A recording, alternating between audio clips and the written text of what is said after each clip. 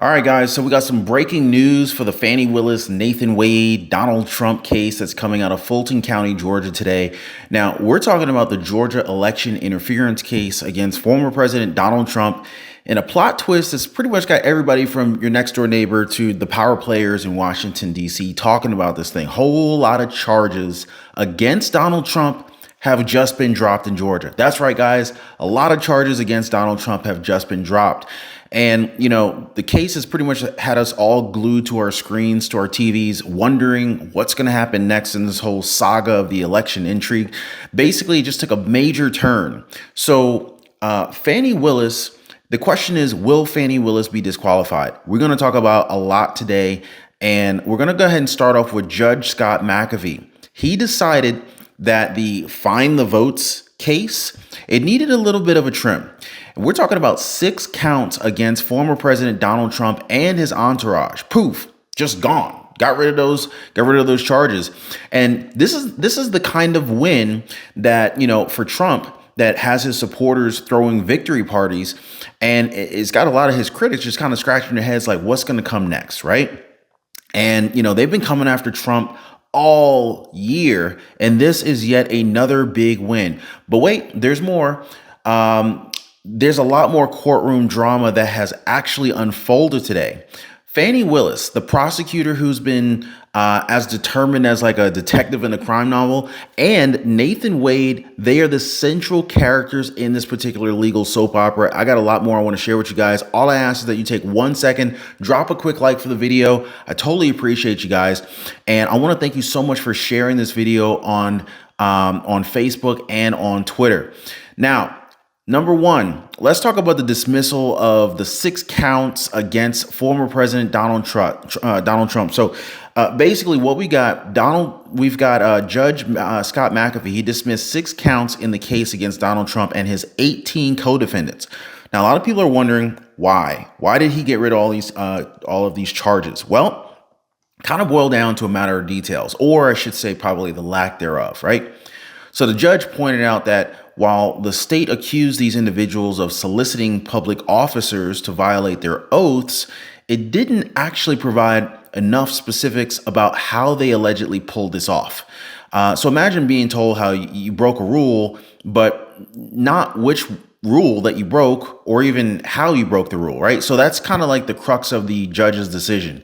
And so this move kind of underscores the legal principle that accusations must be very clear. They have to be detailed enough for the accused to be able to defend themselves. And it's kind of a reminder of the fundamental rights which are at play, even in cases regarding high profile figures such as Donald Trump. OK, another thing is the importance of the legal specificity. So the Judge Scott McAfee's reasoning shines a light on a very crucial aspect of our legal system, which is the need for precision in the charges. So in layman's terms, if you're going to accuse somebody for doing something wrong, then you need to spell out exactly what they did wrong, right? The judge found the indictment against Donald Trump and his co-defendants wanting, it was lacking. So basically, this case underscores the balancing act in the whole legal system between accusing somebody of a crime and making sure they actually have a fair chance to defend themselves. So this decision has much bigger implications, and it just kind of illustrates the challenges in crafting legal charges that are both comprehensive and also specific. Now, when we talk about the allegations of the election interference, right? At the heart of the whole legal drama is the allegation that Trump and his associates attempted to persuade Georgia officials to overturn the 2020 presidential elections, the whole find me the votes kind of thing that they were talking about. So this isn't just the story about legal technicalities. It's really about kind of like the bedrock of American democracy, right? Like free and fair elections. The charges suggest an attempt to manipulate the electoral process, right? Ultimately sparking a big, huge, heated debate on the integrity of the elections and, the lengths to which the individuals might go to challenge their outcomes. But this aspect of the case, it kind of taps into some widespread concerns about election security and, of course, the sanctity of the voting process, right? But the defense's challenge to the indictment based on the lack of details about the alleged violated oaths and the judge's emphasis on specifying an underlying felony, it reveals the hurdles that Fani Willis and Nathan Wade were facing. So these legal skirmishings, they're really just kind of highlighting the procedural defenses that are available to the U.S. legal system. It's like a chess game of legal strategy where both sides, they have to kind of like navigate the complex rules in these criminal proceedings. Now, the element of the case, this particular element of the case, it really just kind of provides a window into what these people were thinking, right? Now, let's not forget about adding to the case are these allegations against Fulton County District Attorney Fani Willis involving a personal relationship with Special Counsel Nathan Wade. Now, these claims of a potential conflict of interest, they're introducing a whole new storyline. And it basically, it's got a whole subplot here that just kind of highlights the personal and the professional entanglements that is adding a lot of complexity to the legal proceedings and whether or not Fani Willis will be disqualified from the case. But ultimately, the case against Donald Trump and his co-defendants is more than a legal battle. Basically, it's potentially election interference in and of itself, if you look at it. But yeah, so big, huge update regarding Donald Trump today. This is breaking news, guys. Breaking news. And quote, as it is written, 6 counts contain all of the essential elements of the crime, but they fail to allege sufficient detail regarding the nature of their commission, the underlying felony solicited. So it kind of looks like Fani Willis and Nathan Wade really dropped the ball when they were trying to come after Donald Trump on this one. And Judge Scott McAfee just straight up called him out on this.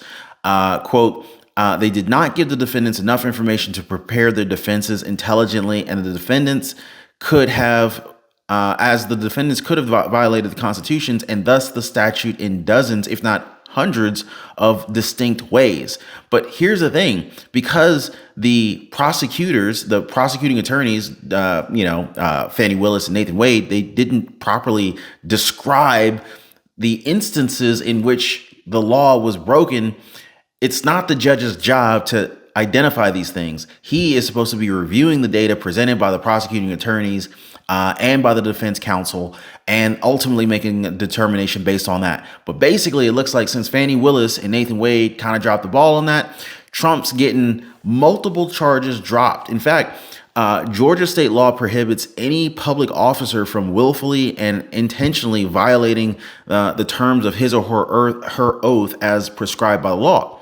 Fulton County District Attorney Fani Willis alleged that Trump and 6 of his co-defendants illegally attempted to persuade numerous state officials to violate their oaths in an effort to overturn the 2020 presidential elections. But again, they lack to present a solid case. According to Judge McAfee, quote, in other words, a naked charge of solicitation cannot survive unless accompanied by additional elements establishing the solicited felony. Willis did not immediately respond for comment, and I can't imagine why. I mean, I can actually imagine why she wouldn't be immediately able to respond to a comment. She's probably in shock, just kind of completely blown away. Wait. You're dropping all of these charges against Donald Trump? 6 charges is a lot of charges to ultimately be dropped. So now Donald Trump's attorney, Steve Sadow, said the court made the correct decision to grant the special demurrers and squash the important counts of the indictment brought by DA Fani Willis. The ruling is a correct application of law, as the prosecution failed to make specific allegations of any alleged wrongdoing on these counts. So there is a lot more to this story, and is literally unfolding by the minute. So I'm gonna keep you guys posted on these updates as they come out. This is just wild, guys.